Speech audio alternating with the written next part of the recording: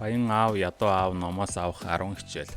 Баян аав ядуу аав нь Роберт Кийосакигийн 1997 онд хэвлэгдсэн ном бөгөөд санхүүгийн бичиг үсэг тайлагдалтын чухлыг сурталчилж, уншигчдын мөнгө эд баялагын талаарх сэтгэхүйг өөрчлөх зорилгоор бичигдсэн байдаг. Энэ номоор дамжуулан Кийосаки баялагийг хэрхэн бүтээх хадгалах талаар баян ааваасаа сурсан сургамжийг хүргэхийг хичээжээ. Энэхүү видеогоор бид Баян аав ядуу аав номоос авах шилдэг 10 хичээлийг авч үзнэ. Хичээл 1. Санхүүгийн боловсрол бол чухал. Кийосаки боловсролын систем тэр дундаа Америкийн нэгдсэн улсын хувьд бол хүмүүсийг бодит ертөнцид хангалттай бэлтгэдэггүй, мөнгийг хэрхэн удирдахыг заадгүй гэж үздэг. Тэрээр санхүүгийн боловсролыг эрэлхийлж, баялагийг хэрхэн бүтээх, хадгалах талаар суралцахын чухлыг онцолж бичсэн байдаг. Хичээл 2. Үр төлбөр хуримтлуулах бус хөрөнгө хуримтлуулахад анхаар. Кийосакигийн Баян аав нь зөвхөн санхүүгийн үр төлбөр хуримтлуулж тогтмол цалинд найдах бус харин хөрөнгө олж авах, хөрөнгө оруулалт хийх нь чухал гэдгийг зөвлөдгөө. Хүмүүс уламжлалт хадгаламжийн дансанд мөнгө хадгалахаас илүүтэйгээр түрээсийн орон сууц эсвэл бизнес гэх мэт пассив орлого бий болгодог хөрөнгийн багцыг бүрдүүлэхэд анхаарлаа хандуулахыг тэрээр зөвлөн бичжээ. Хичээл 3. Санхүүгийн амжилтанд хүрэхэд сэтгэлгээ маш чухал. Кийосаки хүмүүсийн мөнгөний талаарх итгэл үнэмшлэл хандлага нь тэдний санхүүгийн үр дүнд ихээхэн нөлөөлдөг гэж үздэг.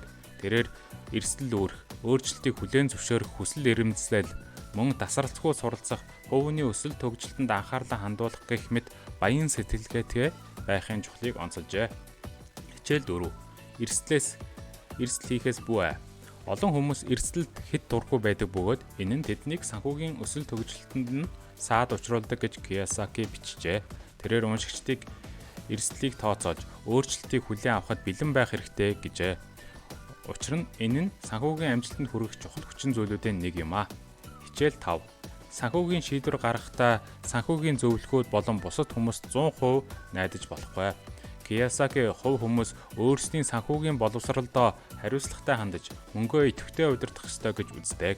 Санхүүгийн зөвлөхүүдэд эргэлзэх сэтгэлгээгээр хандах, тэдэнд сохроор 100% итгэхгүй байх ёстой гэж Кийосаки бичжээ. Хичээл 6. Санхүүгийн аюулгүй байдлыг хангахын тулд тогтмол цалинд найдаж болохгүй. Тогтмол цалинд найдах нь санхүүгийн бие даасан байдалд хүрэх найдвартай арга биш гэж Кийосаки үздэг. Хүмүүс уламжлалт хадгаламжийн дансанд мөнгө хадгалахаас илүүтэйгээр пассив орлого олох боломжтой олон төрлийн хөрөнгийн багцыг бий болгоход анхаарлаа хандуулахыг тэрээр зөвлөжээ. Хичээл 7. Тусламж гуйхаас бүү. Кийосаки санхүүгийн шийдвэр гаргахад туслах найдвартай итгэл даах зөвлөхүүдийг хайж олохын чухлыг онцолжээ. Тэрээр мэдлэгтэй хүмүүсээс тусламж хүсэх, шаардлагатай үед их сурвалж, дуршлаг мэдлэг хайх хэрэгтэй гэж үзжээ. Хичээл 8. Бүтлгүүтгэхээс бүү. Бүтлгүүтэл нь суралцах үйл явцын зайлшгүй нэг хэсэг бөгөөд хүмүүс үүнийг өсч хөгжих, суралцах боломж болгон хүлээн авах ёстой гэж Кийосаки бичжээ. Тэрээр уншигчдад уян хатан байж бүтлгүүтлийг ирээдүйн амжилтанд хүрэх шат гэж үзхийг зөвлөжээ. Хичээл 9. Өөрийгөө тасралтгүй хөгжүүл. Кийосаки санхүүгийн амжилтанд хүрэхийн тулд тасралтгүй суралцах, хувь хүний өсөлт төгжөлтөд анхаарах ёстой гэж үздэг.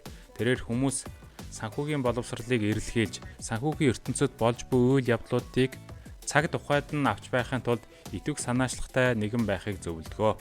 Хичээл 10. Айдастай бүү авт.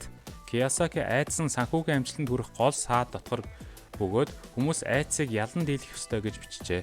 Тэрээр уншигчдыг зоригтой байж, эргэлзээтэй байсан ч гэсэн хамаагүй ямар нэгэн үйлдэл хийхийг зөвлөдгөө.